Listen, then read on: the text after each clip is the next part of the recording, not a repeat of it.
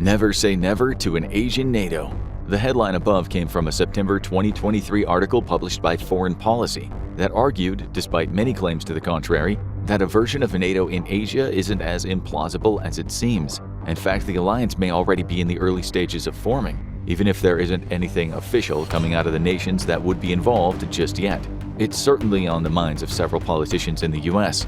In mid-December 2023, DW, a German news outlet, reported that a small group of conservative American politicians had already proposed a bill to establish a fact-finding mission for a new Asian NATO. They argued that this organization would be able to serve as a deterrent to the Chinese, Iranian, Russian, and North Korean aggression in the Indo-Pacific, while giving the US a more stable diplomatic base from which to negotiate and exert control over the region. China is obviously opposed. It sees the establishment of an Asian NATO as a clear threat to its efforts to dominate the Indo-Pacific. But China must realize that the alliance doesn't have to be official. In fact, NATO-like alliances are springing up throughout Asia, representing as big a threat to China's Indo-Pacific dominance as an official version of the group would. The question is simple. What do these NATO-like alliances look like? We'll start with the Quadrilateral Security Dialogue, or Quad for short. In 2021, the United States reaffirmed its commitment to working alongside a trio of partners in Asia: Australia, Japan, and India. Collectively, those four nations formed the Quad, and though the group became somewhat official in 2021, it has existed for much longer. According to the Council on Foreign Relations, or CFR, maritime cooperation between the four nations began in 2004 after a devastating tsunami hit the Indian Ocean. At that point, the Quad was focused on rescue efforts ahead of any sort of geopolitical mission. It simply existed to help India deal with its crisis and had taken a similar role when Japan experienced its own tsunami in 2011. However, between 2004 and 2021, the Quad's ties were always loose. Australia in particular was reluctant about claiming the group to be a formal alliance, while Japan also emphasized the importance of maintaining each member nation's democratic identity. But that's changed over the last few years. With the 2020s came renewed fears over China's threat in the Indo-Pacific, and with those fears came the Quad's desire to form a more cohesive alliance that would see its four nations cooperate on a more tangible level. For instance, 2020's exercise Malabar saw the Quad working together on several naval exercises designed to support a secure, open, and inclusive Indo-Pacific region. And in the years since, the group leaders have regularly held discussions on everything from how to deal with the COVID-19 crisis to how to encourage technological innovation across the four members. All of this, barring the naval operation, may have seemed relatively minor, but to China, the Quad represents something more dangerous. It's a threat during a time when China is more readily challenging the global status quo. In the Quad, China will see two Western countries, the US and Australia, teaming up with two of the Indo-Pacific's key players, Japan and India. Why that team-up exists doesn't matter as much as what it might represent. To China, having four such powerful nations working in tandem could suggest that the West is looking to form a backbone of a future Asian NATO. That hasn't happened yet, but China's already putting out propaganda suggesting that turning this alliance into a new NATO is on the US agenda. In the Global Times, a Chinese state-run newspaper akin to a tabloid, a 2020 article argued that the Quad actively desires an Asian NATO, but it shouldn't get one. After all, China has much more innovative solutions to building a strong Indo-Pacific region. It argues that the alliance is an attempt by the US to establish an anti-China group, using differences in values as a crutch, and that China needs to do it all can reverse this unfavorable situation. But the Quad is also far from the only loose alliance in Asia that will worry China. There's also AUKUS, a trilateral security partnership that brings together the US, UK, and Australia. Officially created in September 2021, you might notice that these alliances have become more efficient as we moved into the 2020s. AUKUS helps the three nations involved improve their security and defense interests. Immediately, you'll see how AUKUS differs from the Quad.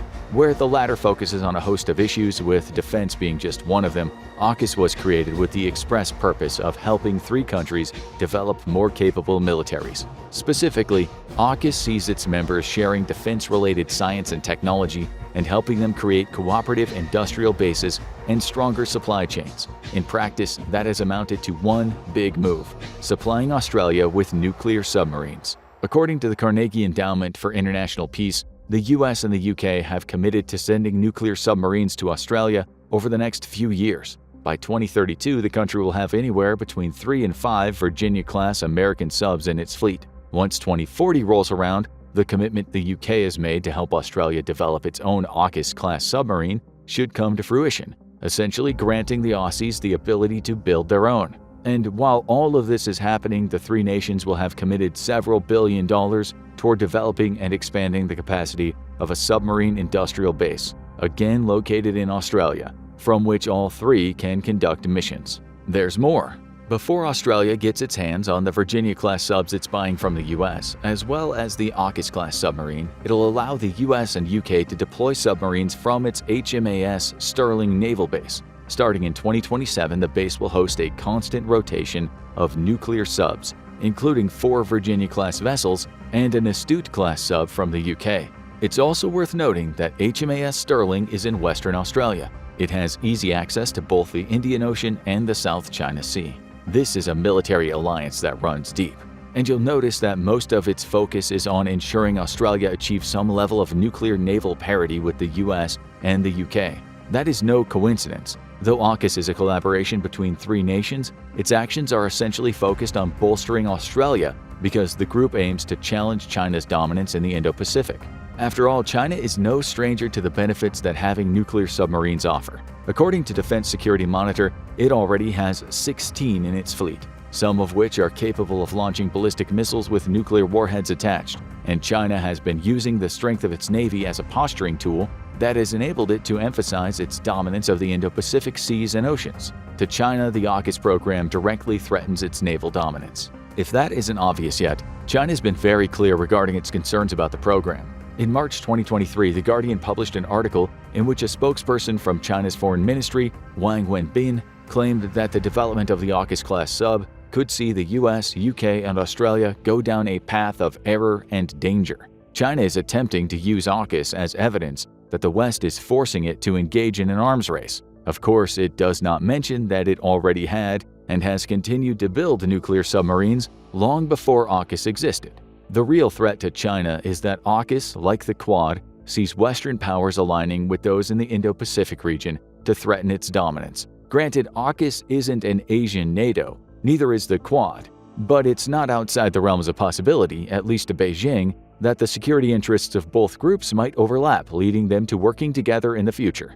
And that brings us to the third NATO-like alliance that's forming in the Indo-Pacific, the American, Japanese, Korean Trilateral Pact, or JARACUS. This is the most recent of the alliances that the United States has formed in the Indo-Pacific, but to China it might be the deadliest. Announced in August 2023, JARACUS sees the strengthening of ties between the US and two of Asia's most prominent democracies. Almost as important, it also sees South Korea and Japan put historical differences aside so they can collectively face a much bigger threat, China. In the US Department of Defense press release that announced the alliance, Joe Biden pointed out that the alliance comes in the wake of what all three members see as an inflection point in global history. Though the article doesn't mention China by name, it does talk about conducting operations in the South China Sea. It's clear that the formation of this group is yet another message to Beijing that it isn't going to have everything its own way in the Indo-Pacific. You could consider JARACUS the most active display of what an Asian NATO might look like.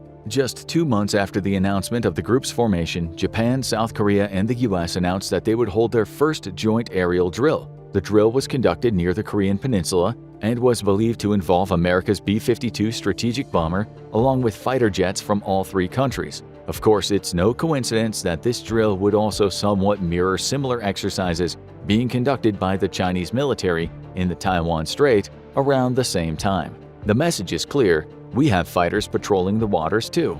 If that aggravated China, the joint naval exercise that JARACUS nations conducted on January 17, 2024, would have made Xi Jinping livid. According to AP News, it was likely the biggest ever combined naval exercise held between the three nations and came in the wake of heightened threats from North Korea. Of course, China would consider North Korea something of an anti-West ally in the Indo-Pacific, meaning that any threat to it could be considered a message to Beijing as well. This time, the training took place just off Jeju Island, near South Korea, and involved all three countries running operations while using a U.S. aircraft carrier as their base. Photos released by South Korea's Joint Chief of Staff showed the USS Carl Vinson being flanked by a pair of Aegis destroyers, the South Korean Sejong the Great, and Japan's Kongo. Think about what all this means for China. Since 2021, it's seen 3 alliances form, all involving the United States and all seemingly designed to challenge Beijing's position as the dominant player in the Indo-Pacific. Worse for China is that there's a fair amount of crossover between these groups. Japan is part of the Quad and JARACUS. Australia is also part of the Quad and AUKUS. China will feel that all of these groups have the potential to collaborate and, most worryingly of all, spread Western influence in a region that it has worked so hard to dominate through a combination of its military strength and propaganda. And it still doesn't end there. Look elsewhere and you'll see more and more signs of the United States cooperating with Indo-Pacific nations. Take Taiwan as an example. It has long been the subject of threats from Beijing. China believes that it has a claim to Taiwan being part of China rather than allowing it to be an independent nation. Taiwan has been building stronger ties with the United States. In 2022, it was America's 8th largest trading partner, with that relationship only looking likely to grow thanks to a June 2023 initiative to bolster trade between the two nations in the 21st century. Military cooperation between the U.S. and Taiwan is growing too. Toward the end of 2023, Joe Biden signed a grant that essentially gifts Taiwan $80 million to buy equipment from the U.S. This isn't a loan, it's money that the U.S. is actively giving Taiwan to buy equipment, perhaps as a workaround that would make it seem like it's not simply giving the island nation what it needs to fend off a potential Chinese invasion. Throw the Philippines into the mix. In April 2023, the Department of Defense announced an agreement with the Philippine government to create 4 new U.S.-staffed bases in the country. A naval base will be constructed in Santa Ana, along with a new Laulo airport in Cagayan. Gamu will host Camp Melchor de la Cruz, with Palawan welcoming American troops via its new Balabac Island base. It's no coincidence since the Philippines lies just south of both China and Taiwan, giving the U.S. eyes on both the South China Sea and the Taiwan Strait, the latter being the likely invasion angle Beijing will take if it decides to launch an attack on Taiwan. But there's more. America's old nemesis, Vietnam, seems to be coming on board as well. In September 2023, the U.S. Department of State released a fact sheet detailing America's security cooperation with Vietnam. It claimed that the relationship between the two countries grows ever stronger, with both apparently sharing visions of a free and open Indo-Pacific. Attentive viewers may recognize that type of language as central to what the Quad is trying to achieve. The statement mentioned that the U.S. and Vietnam have held 12 discussions related to bilateral security cooperation in recent years. Before this, in March 2018, the USS Carl Vinson, the very ship used in the January 2024 trilateral naval operation with Japan and South Korea, visited Vietnam. That was the first time an American warship had touched a Vietnamese shore in over 40 years. Aircraft carrier visits have been relatively commonplace since then, with the Department of State also sending $104 million in funding via its Foreign Military Financing or FMF program between 2017 and 2023. That's in addition to a one-off grant of $81.5 million in 2018. In fact, more and more countries in the Indo-Pacific seem to be welcoming cooperation with the United States. Singapore, for instance, isn't an official ally of Washington, but it does provide America access to its Changi naval base, which lies just off the Strait of Malacca, connecting the Pacific and Indian Oceans. Like many other countries mentioned in this video, Singapore also participates in several joint naval exercises with the United States and its allies annually. There's Indonesia to consider too. Like Singapore, Vietnam, and the Philippines, it's a member of the Association of Southeast Asian Nations, or ASEAN. While ASEAN itself is nowhere near strong enough to be considered an Asian NATO, November 2023 saw America's Defense Secretary join the group's annual meeting. The U.S. and Indonesia have also signed a defensive cooperation agreement, with maritime awareness being a key factor in that agreement. The State Department even points out that this agreement could be leveraged against China. Speaking of China, let's consider what they likely see happening here. Not only does it have the Quad, AUKUS, and JARACUS to worry about, but it also has to watch the United States signing defense-related agreements with many nations that they could have potentially considered allies. Even when those agreements aren't in place, as is the case with Singapore, there's a clear collaboration. The United States is the glue binding the countries we've spoken about so far together. Taiwan, Japan, Australia, South Korea, India, Singapore, Indonesia, Vietnam, and the Philippines all have increasing militaristic links to the United States in common. Those 9 countries could undoubtedly form the backbone of an Asian NATO. Right now, they're loosely aligned, via the US, into a budding group of countries that could collectively challenge Chinese dominance in the Indo-Pacific. At this point, it's worth reiterating that these countries don't actually count as an official Asian NATO, but each is clearly interested in not allowing China to dominate the Indo-Pacific region, and through their links to the US, those countries could also bring something to the region that China fears: Western influence. In May 2023, China set its stand out against NATO in the wake of NATO's intention to set up an office in Japan. That office, which is supposed to ease communication between NATO and its Indo-Pacific allies, was something that needed to be met with high vigilance according to China. And why wouldn't it? The office will coordinate with NATO's key allies, including Japan, Australia, and South Korea, and increasing NATO influence in the region wouldn't be welcomed by China. A spokesperson for the country's foreign ministry noted that Asia should not be a battle arena for geopolitics, before going on to say that NATO's movements toward the east lead to interference in regional affairs, as well as representing an attempt to destroy peace and stability.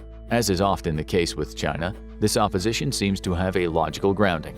However, it's steeped in hidden messages directed toward its greatest enemy of the modern era, the United States. According to the Central European Institute of Asian Studies, or CEIAS, Chinese state media has been attempting to paint NATO as the main instigator of evil in Asia since at least 2022. NATO is often characterized as little more than a puppet organization, with the US pulling the strings, that interferes in geopolitical affairs that are none of its business. CEIAS says that many in China view NATO as a Cold War relic and something that amounts to little more than a hostile tool used by the US. In other words, China sees NATO as a US-led organization and doesn't want such a group gaining influence in the Indo-Pacific. Now, think about the country that ties all the nations and alliances we've previously discussed. It's the United States. To China, an Asian NATO would be a massive threat, not because it's a collective of countries in the Indo-Pacific, but because it's a collection of countries over which it would be unable to exert influence. China's military might become less of a factor in the region because it would not only be matched by the US, but exceeded by the combined might of an entire Asian NATO. China would also have to sit back and see countries that don't have nuclear weapons, such as Australia, receive support from Western allies. That would undo so much of Beijing's hard work in creating a modern military with a nuclear deterrent. And we're already seeing an example of this with AUKUS and the development of a nuclear submarine between Britain and Australia. In short, an Asian NATO would empower smaller nations in the Indo-Pacific to stand up to China in situations in which they would typically have to cower down. Nowhere is this clearer than in Taiwan. In a perfect world, at least for China, Beijing would be able to launch an invasion of Taiwan within the next couple years and claim the island as its own. But that is unlikely to happen, regardless of recent revelations that some of China's missiles may be filled with water instead of rocket fuel, making invasion all but an impossibility right now. Any effort to take Taiwan would be met with resistance from the United States. China would expect that. What it wouldn't expect, but what would likely happen in the wake of the US being so vigilant about building alliances throughout the Indo-Pacific, would be the collective opposition of all the nations with which the United States works. China could end up facing a similar situation as Russia in its war against Ukraine. Locked into a battle of attrition, it would have to accept a combination of collective sanctions and potentially see countries it previously intimidated join as one to support Taiwan. You could even speculate that an attempted invasion of Taiwan could be the trigger for the multiple NATO-like alliances that exist in Asia already to form an official group to manage Chinese aggression. Beijing doesn't want that. It also doesn't want stronger economic powers gaining influence in the Indo-Pacific. China has been flexing its financial muscle along with its military strength over the last few years. With the creation of its Belt and Road Initiative, or BRI, it's been offering loans to countries worldwide to help them build infrastructure so they can modernize more rapidly. The upshot for Beijing is that each project it approves can potentially create an ally and infrastructure it may be able to use during a broader war in Asia. According to the Green Finance and Development Center, 25 countries in the Indo-Pacific region had signed a Memorandum of Understanding with China to join the BRI, with a further 6 in Southeast Asia by December 2023. That's great for China. BRI loans carry about 4 times the interest as a loan from a country that's part of the Organization for Economic Cooperation and Development, or OECD. Those loans also come with strings attached. According to the CFR, A 2021 study that analyzed more than 100 of these contracts showed that many have a clause saying China can demand full repayment of a debt at any time. Many also say that the countries subject to those loans can't seek support from any of the OECD's 22 most powerful economic nations. Imagine what an Asian NATO could mean for this money-spending initiative. Not only would China have to compete with combined Western and Asian powers that could provide better offers to the nations that it's currently serving with the BRI, but it would have to watch as they offered superior loan conditions. We might even see the breakdown of the BRI, as smaller countries previously wary of trying to transfer their BRI debt away from China gain the courage to do so because of the collective power of an Asian NATO. To sum it all up, the formation of any NATO-like alliance in the Indo-Pacific in Asia is bad news because such groups threaten China's grip on the region. The smaller alliances we've spoken about in this video could be viewed by Beijing as warnings of what's to come, especially given that NATO itself is opening offices in countries like Japan. Right now, China is at the top of the heap in the Indo-Pacific because of its size, military, and bank balance. It could be pushed off that lofty perch and see the Western influence it so despises start to spread, with the NATO-like alliances already emerging in Asia affiliated into a cohesive group. But what do you think? Could the NATO-like groups we've discussed in this video turn into something bigger and more official? And if so, how do you think China might be able to take advantage of those drawbacks? Tell us what you think in the comments, then check out China versus the United States. Who will win World War III? Military-army comparison. Or watch this video instead.